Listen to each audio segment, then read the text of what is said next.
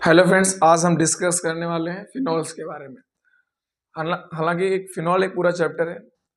यहाँ से आपको बोर्ड एग्जाम में एक या एक से ज़्यादा प्रश्न भी मिलते हैं। यहाँ से मतलब प्रश्न का मिलना कंपलसरी है। कहीं ना कहीं आपको प्रश्न मिलेगा ही, चाहे आप रिएक्शन में मिले, चाहे आप इसके बारे में मिले, चाहे फिनॉल्स बनाने की विधियाँ के बारे में प्रश्न मिले, यानी प्रश्न का मिलना है। तो आप जानते हैं कि फिनॉल क्या है, एक बड़ा टॉपिक है फिनॉल। तो इसके बारे में आज हम लोग जान लेते हैं। आप सभी लोग जानते होंगे बेंजीन। बेंजीन की संरचना क्या होती है आप जानते होंगे, ये होती है बेंजीन। इस तरीके से रियल संरचना उसकी ये होती है बेंजीन की, इस तरीके से होती है बेंजीन। ठीक है, ये जितने कोने होते हैं उतने कार्बन होते हैं, कितने जितने कोने होते हैं उतने कार्बन होते हैं। यहाँ पे कार्बन होता है, ठीक है। और इस प्रत्येक कार्बन से एक एक हाइड्रोजन ऐड होता है, प्रत्येक कार्बन से एक एक हाइड्रोजन ऐड होता है, और एक को छोड़कर एक डबल बॉन्ड होता है। वो इस वजह से होता है कार्बन की बैलेंसी को संतुष्ट करने के लिए। अगर डबल बॉन्ड तीन जगह पे डबल बॉन्ड होता है, आप देख पा रहे होंगे कि ये कार्बन है, इसकी चार वैलेंसी है, एक तो इस हाइड्रोजन से जुड़ी है, दो इधर और एक इधर, यानी कार्बन जो है चार आबंधों से जुड़ा हुआ है, यानी इसकी वैलेंसी जो है कंप्लीट है। यहाँ पे देखेंगे ये भी, अगर हम इस डबल बॉन्ड की पोजीशन को बदलेंगे तो यहाँ पे क्या हो जाएगा, तीन ही डबल बॉन्ड रहेंगे, आप चार नहीं कर सकते। अगर चार करेंगे तो फिर आप कार्बन की वैलेंसी को कंप्लीट नहीं कर पाएंगे। तो बेंजीन की संरचना तो ये होती है कंप्लीट। वैसे हम लिखते तो ये भी है, C6H6 भी लिखते हैं, ठीक है। बाकी कुछ लोग इस तरीके से भी बेंजीन को लिखते हैं, इस तरीके से, इस तरीके से, यही बेंजीन है। हालांकि तीनों बेंजीन है, लेकिन वास्तविक जो संरचना होती है बेंजीन की ये होती है। तो परिभाषा में लिखा है कि बेंजीन से एक या एक से अधिक हाइड्रोजन को प्रतिस्थापित करके उसकी जगह पर OH यानी हाइड्रोक्सिल समूह का जुड़ना फिनॉल कहलाता है। अगर हम बात करें तो यहां से हम किसी भी हाइड्रोजन को रिमूव कर दें, रिमूव करने का मतलब है यहां से मैंने इस हाइड्रोजन को हटा दिया और इससे मैंने डायरेक्ट OH को जोड़ दिया, तो ये जो आकृति बनी हुई है ये आकृति आपकी फिनॉल की है। किसकी है? फिनॉल की है। इसे हम क्या बोलेंगे? फिनॉल बोलेंगे, ठीक है। इसे हम फिनॉल कहते हैं, ठीक है।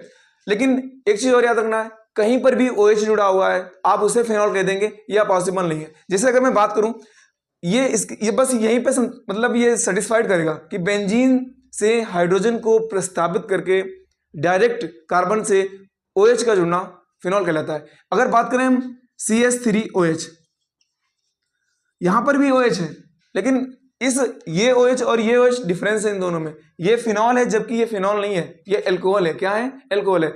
आप OH को देखकर ये डिफाइन नहीं कर सकते हैं कि फिनॉल है कि एल्कोहल है। अगर मैं बात करूं और भी CH3COOH, यहां पर भी OH आपको दिख रहा है, लेकिन इन तीनों OH का जो मतलब है वो तीनों जगह पर अलग अलग है, ठीक है। समझ पा रहे हैं? यहाँ पे ये फिनॉल है, यहाँ पर क्या है, ये OH एक क्रियात्मक समूह है, ठीक है। इसको हम एल्कोहल कहते हैं। क्या कहते हैं? एल्कोहल। वैसे इसका नाम तो है मेथिल एल्कोहल, ठीक है। IUPAC नाम मेथेनॉल है, ठीक है। लेकिन यहाँ पर जो OH है, यहाँ पर OH अलग नहीं है, यहाँ पर OH जो है सिंगल बॉन्ड COOH के रूप में है, यानी ये कंप्लीट एक क्रियात्मक समूह है, ठीक है। इसको हम कार्बोक्सिलिक अम्ल बोलते हैं। वैसे इसका नाम तो एसिटिक अम्ल है, आप सभी लोग जानते होंगे, बट यहाँ पे जो OH है इस OH को अलग नहीं किया जा सकता, ये कंबाइंड है सिंगल बॉन्ड COOH। तो आप बेसिक जान चुके होंगे कि फिनॉल क्या है। फिनॉल ये है, बस फिनॉल की डिफिनेशन यही है कि बेंजीन से एक या एक से अधिक हाइड्रोजन को प्रस्तावित करके उसकी जगह पर हाइड्रोक्सिल समूह या OH समूह का जुड़ना बेंजीन कहलाता है, सॉरी फिनॉल कहलाता है।